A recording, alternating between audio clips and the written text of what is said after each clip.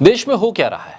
कानून संविधान को तार तार किया जा रहा है। अराजकता मानो हर दिन बढ़ती जा रही है। धर्म के नाम पर हत्या, मारपीट से लेकर घरों को जलाने तक पुलिस की खामोशी सवाल खड़े करती है। एक फिल्म का विरोध देश में इसलिए हुआ कि खास रंग के कपड़े गाने में पहने गए थे, लेकिन उसी रंग के कपड़े पहनकर घरों में आग लगाने वाले लोग कहां से आ रहे हैं? हत्या की जा रही है उसी रंग के कपड़े पहनकर।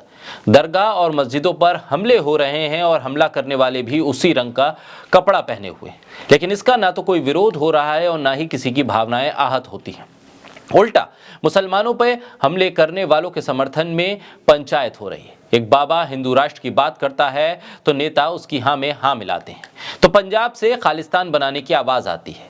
ये तो उस देश में हो रहा है जिस देश में संविधान है, जो कहता है कि भारत एक सेकुलर देश है, इसका कोई धर्म नहीं है, सभी को बराबरी से जीने का अधिकार है। इस सब के बीच देशभक्ति के सर्टिफिकेट मांगे जा रहे हैं मुसलमानों से।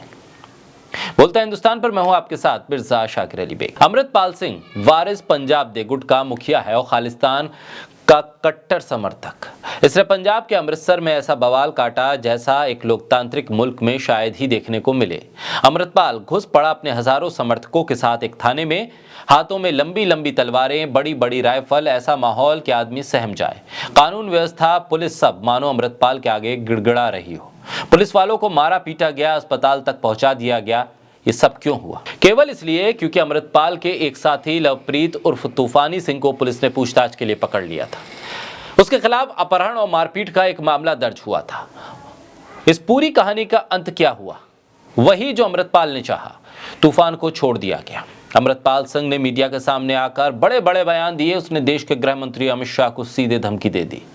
यह भी कह दिया कि खालिस्तान की मांग जारी है और कभी खत्म नहीं होगी। खुलेआम दिए गए इन बयानों से एक बात तो सीधे सीधे समझ में आती है कि खालिस्तान के समर्थक अपनी मांग के साथ डटे हुए हैं। इस एक घटना से पहले भी हाल के सालों में बहुत कुछ ऐसा हुआ है, इससे पता चलता है कि खालिस्तान मूवमेंट फिर से सर उठा रहा है। नवंबर 2022 को अमृतसर में शिवसेना के नेता सुधीर सूरी की हत्या कर दी गई। सुधीर खालिस्तान के तगड़े विरोधी बताए गए और इस वजह से कई सालों से वह खालिस्तानियों के हिट लिस्ट में थे। सूरी के परिवार ने मर्डर का आरोप अमृतपाल पर लगाया। 6 जून 2022 को अमृतसर के स्वर्ण मंदिर परिसर में खालिस्तान समर्थक जमा हुए। इस दिन उन्होंने ऑपरेशन ब्लू स्टार की 38वीं बरसी मनाई। इस कार्यक्रम में खालिस्तान के समर्थन में नारे लगे, साथ ही जर्नैल सिंह भिंडरवाला के पोस्टर भी लहराए गए। 9 मई 2022 की शाम को पंजाब पुलिस के इंटेलिजेंस हेडक्वार्टर में एक ब्लास्ट हुआ। पंजाब पुलिस ने इन्हें माइनर ब्लास्ट बताया क्योंकि इसमें कोई हताहत नहीं हुआ था, लेकिन फिर पता लगा कि हमला रॉकेट प्रोपेलेट ग्रेनेड से हुआ था। अब यह हमला छोटा नहीं रह गया था। आरपीजी रॉकेट लॉन्चर से बड़ा छोटे की बात नहीं थी। हमले के तार जुड़े थे most wanted gangster Harvinder Singh उर्फ रिंदा से। रिंदा के एक सहयोगी के मोबाइल की लोकेशन ब्लास्ट वाली जगह पर मिली। रिंदा फिलहाल पाकिस्तान में है और खालिस्तान आंदोलन का बड़ा समर्थक है। ये सब तब हो रहा है जब आम आदमी पार्टी की सरकार पंजाब में है। कांग्रेस से सत्ता छीनने के बाद आम आदमी पार्टी ने पंजाब की खुशहाली की गारंटी ली थी, लेकिन हो क्या रहा है पंजाब में? कानून घुटने टेक रहा है, पुलिस भाग रही है, थानों पर कब्जे हो रहे हैं, हथियार लहराए जा रहे हैं और पंजाब के मुख्यमंत्री मुंबई में घूम रहे हैं। टीवी चैनल में आइडिया ऑफ इंडिया पर चर्चा कर रहे हैं और उनके ही राज्य में खालिस्तान की बात हो रही है, खुलेआम हो रही है। खबरिया चैनल विज्ञापन की मजबूरी के चलते सीधे सवाल नहीं पूछ पा रहे हैं। पंजाब के मुख्यमंत्री कह रहे हैं कि राज्य में कानून व्यवस्था कंट्रोल में है। एक आरोपी को थाने से निकालकर अमृतपाल ले जाता है और मुख्यमंत्री मुंबई में बैठकर ये कह रहे हैं कि सब कुछ कंट्रोल में है। ऐसे हालात में कौन करेगा पंजाब में निवेश, जिसकी बात भगवत मान करते हैं? सवाल तो ये भी है कि आखिर इन हालात में भगवत मान अरविंद केजरीवाल के साथ मुंबई दर्शन क्यों कर रहे हैं?